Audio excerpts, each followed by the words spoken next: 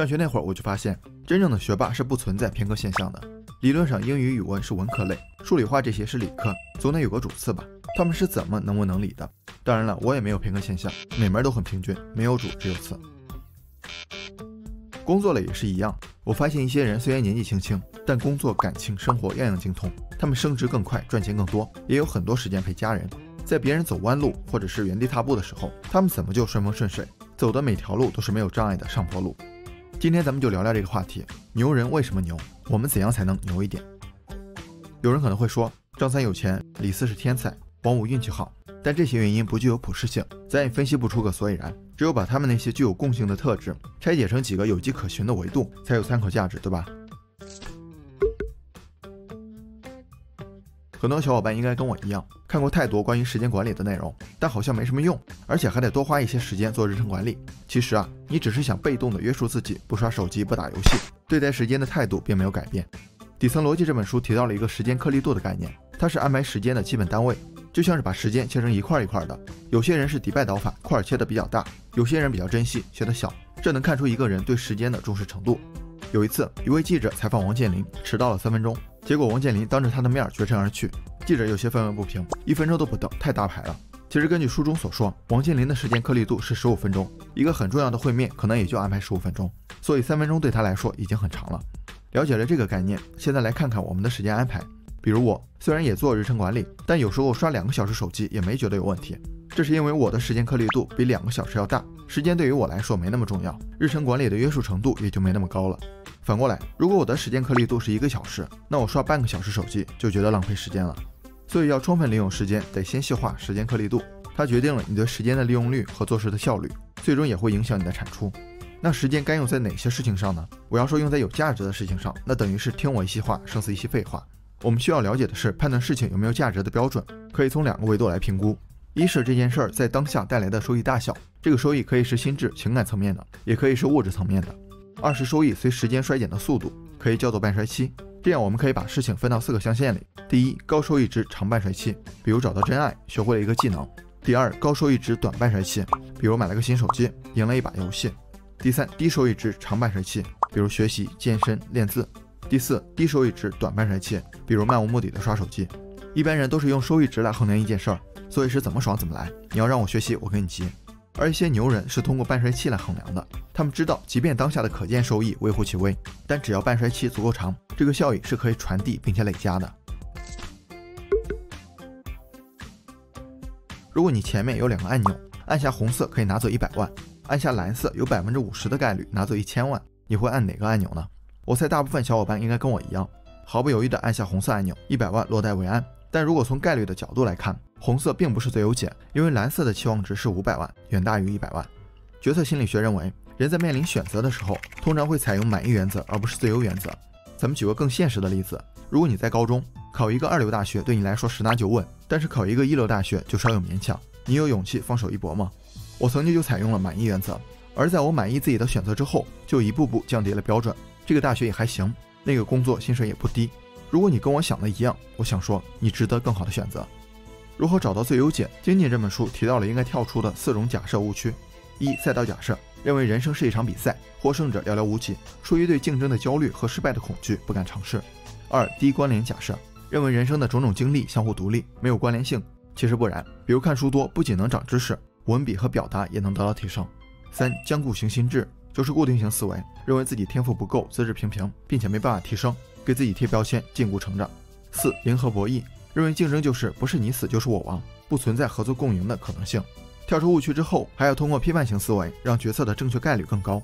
第一步，准确阐述问题，比如你有3个 offer 可以选，就问问自己工作的目的是什么。第二步，罗列所有因素，3个 offer 的收入、发展机会、工作强度、弹性时间、兼顾家人等等，凡是你关心的都列出来。第三步，因素赋权，就是衡量这些因素对你的重要程度，从0到5，每个因素打个权重分，然后每个 offer 能提供的程度从0到5也打个分，二者相乘就是每个因素的加权分。比如收入的权重是4分，工作 A 给1万可以打5分，工作 B 给8000打4分，这样工作 A 的加权分就是20，工作 B 就是16。第四步，对比选项得分，每个因素的加权分之和就是选项的总得分，哪个高选哪个。第5个，考虑潜在影响，很多决策都存在不完全信息的情况，选项中有一些未知因素，这些也要列出来，根据自己的接受程度综合判断。问小伙伴们一个问题：你现在的工作用到了多少大学学到的知识？可以打在弹幕上。对于我来说，大学学的数学专业，但是没有进入到相关行业，现在用到的不到10%。而且工作之后我才发现，学到知识跟拥有技能是两码事儿。这也是每个公司招新人都会安排老人带的原因。知识更多的是普遍性的规律，学习的方法简单粗暴，通过记忆分门别类的放到大脑里的各个模块里，然后通过考试做题来检验有没有学到。可能咱们知识的巅峰时期就是高考前的那几天，考完就还给老师一半了，现在更是没剩多少，所以知识是有保质期的。再来看技能，技能更像是你以为你知道，但是没做过你就不会真的知道的事情，就是一看就会一用就废的那些事儿。比如学演讲，我看10本甚至100本关于演讲的书，但不上台我永远都不会演讲。知识大多是学到的，输入和储备在大脑里，技能更多是练出来的，然后要频繁的输出应用。所以光学知识还不够，要真正的拥有技能，多练习才是更好的学习方式。比学习知识和技能更难的是什么呢？是学习如何学习，也就是学习的方法。这也是为什么明明大家都很努力，学霸看上去毫不费力，学渣看起来根本没努力。关于如何成为高段位的学习者，我也给大家总结了3个小建议。1. 学会提问。